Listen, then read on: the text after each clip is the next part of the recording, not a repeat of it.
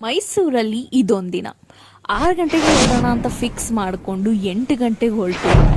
ರಸ್ತೆ ಸಿಕ್ಕಾಪಟ್ಟೆ ಚೆನ್ನಾಗಿತ್ತು. ಹಾಗೆ ಬಿಡ್ದಿ ತಟ್ಟೆ ಇಡ್ಲಿ ಮಿಸ್ ಮಾಡ್ಕೊಳಕ್ಕಾಗಲ್ಲ. ಬಿಸಿ ಬಿಸಿ ತಟ್ಟೆ ಇಡ್ಲಿ ತಿನ್ಕೊಂಡು ನಮ್ಮ ಪಯಣನ ಮುಂದುವರ್ಸಿದ್ವಿ. ಎಲ್ಲಿಗೆ? ಪಯಣ ಹತ್ರ ಸ್ವಲ್ಪ ಬ್ರೇಕ್ ತಗೊಂಡು ಫೋಟೋ ಎಲ್ಲ ಕ್ಲಿಕ್ ಮಾಡಿಕೊಂಡು ಒಳಗೆ ಹೋಗ್ಬೇಕನ್ಸ್ತು. ಆದರೆ ಟೈಮ್ ಆಗತ್ತೆ ಮೈಸೂರಿಗೆ ಹೋಗ್ಬೇಕು ಅಂತ ನಾವು ಅಲ್ಲಿಂದ ಹೊರಟ್ವಿ. ಸಿಕ್ಕಾಪಟ್ಟೆ ಬಿಸಿಲಿತ್ತು. ಮೈಸೂರಿಗೆ ರೀಚ್ ಆಗ್ತಿದ್ದಂಗೆ ಅಕ್ವೇರಿಯಂಗೆ ಹೋದ್ವಿ. ಟಿಕೆಟ್ ಕೌಂಟರ್ ಹತ್ರ ಹೋದಾಗ ಸ್ವಲ್ಪ ಕನ್ಫ್ಯೂಷನ್. ಅಯ್ಯೋ ಎಂಟ್ರಿ ಟಿಕೆಟ್ ಇಷ್ಟೊಂದಾ ಅಂತ ಆಶ್ಚರ್ಯ ಆಯ್ತು. ಆದರೆ ಒಳಗೆ ಹೋದ್ಮೇಲೆ ಅರ್ಥ ಆಯ್ತು, ವರ್ತ್ ಇದೆ ಅಂತ ಅನಿಸ್ತು.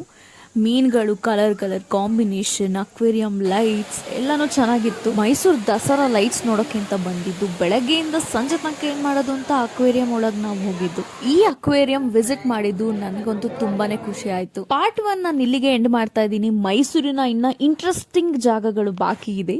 ಪಾರ್ಟ್ 2ಗಾಗಿ ವೆಯ್ಟ್ ಮಾಡ್ತಾ ಇರಿ.